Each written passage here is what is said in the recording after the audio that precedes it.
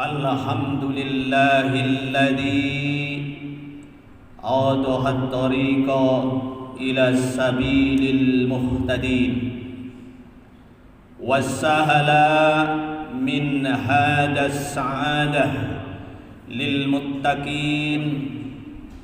أشهد أن لا إله إلا الله لا إله إلا إياه نعبد وإياك نستعين وأشهد أن سيدنا محمدا عبده ورسوله المبعوث رحمة للعالمين. اللهم صل وسلم وبارك وكرم على سيدنا ومولانا محمد خاتم الأنبياء والمرسلين وأصحابه المخبين ومن تبعهم بإحسان إلى يوم الدين.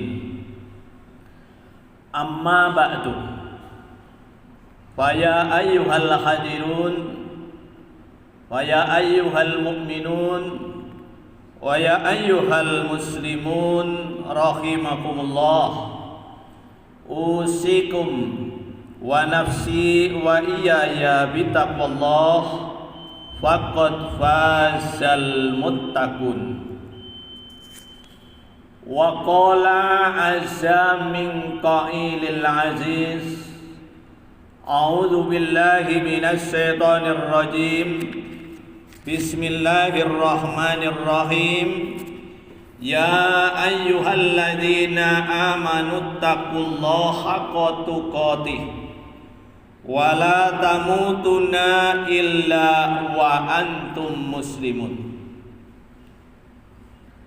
Wa qala azza min qailil aziz, a'udzu billahi minasy syaithanir rajim. Bismillahirrahmanirrahim. Innas salata kanat 'alal mu'minina kitaban mawquta. Wa qala shadiqul masduq fi hadisihi. Wa an Utsman bin Affan qala Rasulullah sallallahu alaihi wasallam, man sholal isya fi jama'ah faka'annama qama nisfal lail, wa man sholas subha fi jama'atin faka'annama sholal lail kulluh. Al hadis atau kama qala Rasulullah sallallahu alaihi wasallam. Ma'asyiral muslimin rahimakumullah, usikum wa nafsi wa iyaya bitaqwallah. Yang pertama, puji syukur kepada Allah Subhanahu wa taala. Yang kedua, rahmat salam kita curahkan kepada junjungan kita, manusia yang agung, manusia yang besar dan dibesarkan oleh Allah Subhanahu wa taala.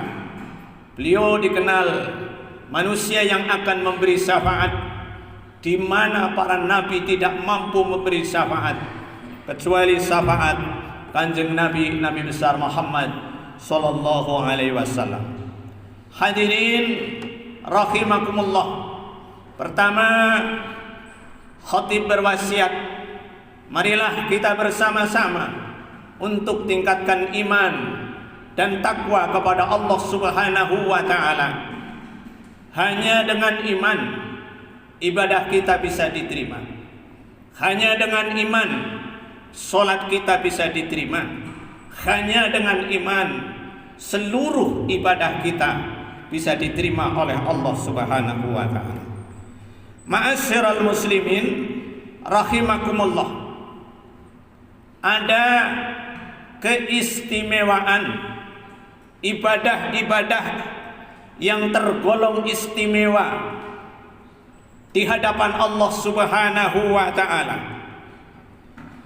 Di antara ibadah yang diistimewakan oleh Allah Subhanahu wa taala diriwayatkan dalam sebuah hadis Rasul an Burdah al-Islami, man nasallah qala basiril masiin fi dhulumah ila masjid bin naum bin nurit tam yaumal qiyamah.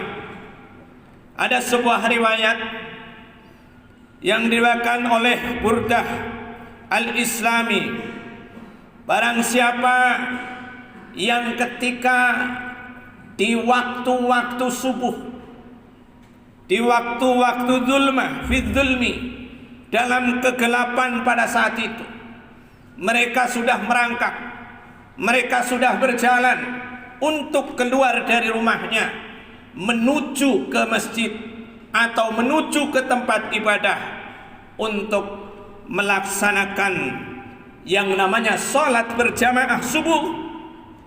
Apa kata Rasulullah? Bin nurit tamin, besok di yaumul qiyamah, di saat yaumul qiyamah dalam keadaan kegelapan, maka ada manusia-manusia yang bercahaya, mukanya bercahaya, badannya bercahaya, tubuhnya bercahaya. Maka dikala itu ada yang menanya, manhum, siapa itu orangnya? Itu adalah basiril masyiin, kabar gembira bagi orang-orang yang di waktu subuh dia keluar dari rumahnya untuk menunaikan sholat jamaah subuh. Maka di yaumul akhir, di waktu kegelapan pada saat itu, manusia itu, orang-orang muslim itu akan bercahaya di hadapan Allah Subhanahu wa ta'ala. Ma'asyiral muslimin rahimakumullah. Itu keistimewaan yang pertama. Kemudian pada hadis Rasulullah sallallahu alaihi wasallam, man sholal isya fil jamaah, siapa orang yang sholat isya dengan cara berjamaah, fil masjidi, di dalam masjid, maka faka'annama taman nisful lail, maka Allah akan berikan pahala sepertengah malam suntuk dia hanya untuk ibadah kepada Allah Subhanahu wa ta'ala. Kemudian dilanjutkan lagi, waman sholat subha, barang siapa yang sholat subuh bil jamaah, dengan cara berjamaah, faka'annama, maka Allah catat, Allah yang mencatat itu. Bagaimana Allah mencatat? Faka'annama sholal lail kullu, maka seolah-olah orang itu dicatat oleh Allah ibadah semalam suntuk, dinilai ibadah oleh Allah Subhanahu wa ta'ala. Kalau itu ketinggalan, ada lagi yang diistimewakan oleh Allah. Ketika kita adzan subuh, maka Rasulullah Shallallahu Alaihi Wasallam juga memberikan informasi kepada umatnya, jangan sampai ketinggalan untuk menjalankan sholatul fajri. Maka dalam hadis Rasulullah Shallallahu Alaihi Wasallam, Rasulullah tidak pernah meninggalkan, terus menerus menjalankan sholat sunnah kecuali sholat fajar. Rasulullah hampir terus menerus selama hidupnya 63 tahun beliau Rasulullah hampir selalu menjalankan sholat fajar. Lalu bagaimana bagi orang yang tidak ke masjid? Ini barangkali ada yang tanya, apakah boleh? Boleh. Misalkan kita bangun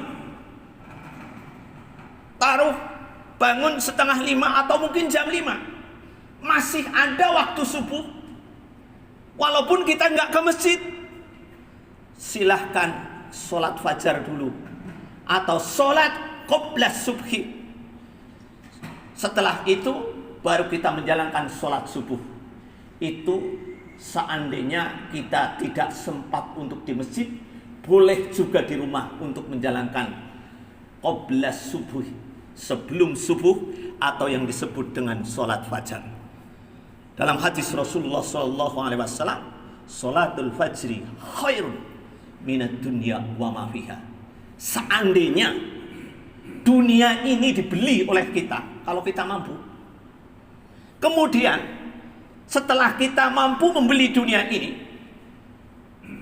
upahnya itu, uangnya itu untuk membayar orang yang sholat fajar 2 rakaat, itu lebih nggak cukup.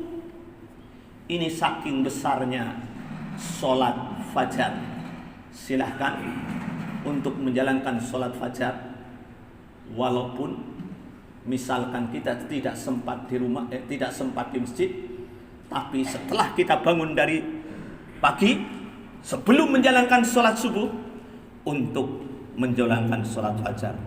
Hadirin yang berbahagia, hanya ini, tapi mudah-mudahan kita bisa melakukan, bisa mengamalkan istiqomah, sholat jamaah di waktu isya, sholat jamaah di waktu subuh, sholat fajar, maka itulah waktu-waktu yang diistimewakan oleh Allah Subhanahu wa taala.